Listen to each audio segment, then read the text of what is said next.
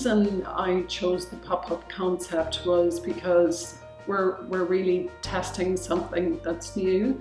So this idea of having something that's all gluten-free under one roof, and it hasn't been tried before here. There are a couple of dedicated gluten-free bakeries and cafes, but not like a retail outlet.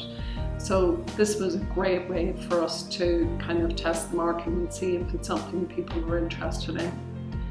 In terms of the benefits, I think, you know, it is a great way to get real-time feedback from people, both from suppliers, also from customers coming in. We've just been having some great conversations over the last 2 days with people and getting their feedback about whether this is something they're really interested in. So I think that's like the biggest benefit of it. It really also helps you to kind of test, you know, what's the best way to market it, and also, you know, things in terms of best locations. Often you kind of think first, oh, you must be really, really central, but actually I think it depends on how good your kind of marketing is, because if you have a good concept and good marketing, maybe your location isn't so relevant. So I think those are kind of really the benefits of it, being able to test all those things.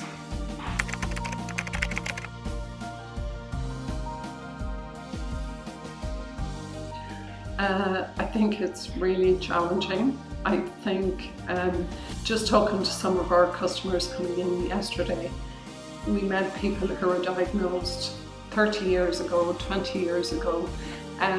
You know, some of us, including myself, were only diagnosed 2 years ago.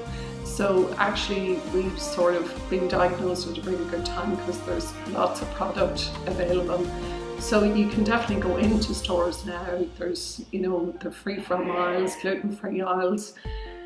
There's a lot of availability, and you go into restaurants, things are marked and you have options, more options, but finding a dedicated business is really difficult. And actually it's a challenging thing for people to set up, because there's a lot of expense attached with it, and because of cross-contamination you have to have everything, you know, completely gluten-free. So that's challenging.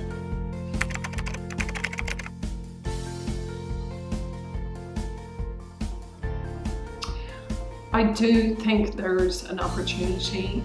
I think it's worth us maybe kind of testing the pop-up concept a little bit more, maybe in a couple of different locations, and maybe even in other parts of Ireland, just so we can keep getting the feedback. I don't think we can use just this one pop-up to make that decision.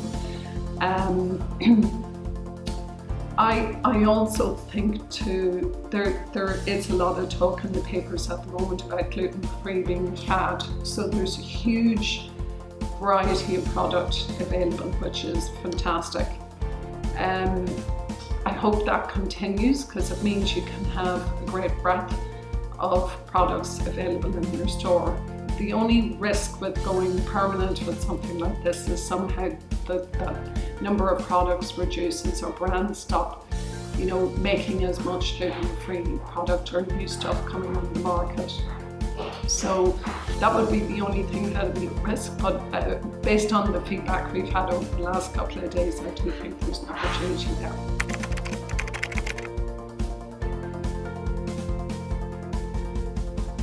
The response has been great, and we actually had a great response on social media before we even opened. We already started getting questions from people, and we started getting, you know, a lot of activity and conversation going online before we even opened the store 2 or 3 weeks ago. So I think the biggest surprise for me has been just how much people just want to come in and actually have a conversation. with people who understand their issues. And often people have questions that go beyond what's the product on your shelf. So they have questions and they want to talk about, different restaurants, what works for them in terms of baking and not baking. So that's been kind of the biggest prize, is just how much people want to come together as a community and have a conversation about celiac as a condition.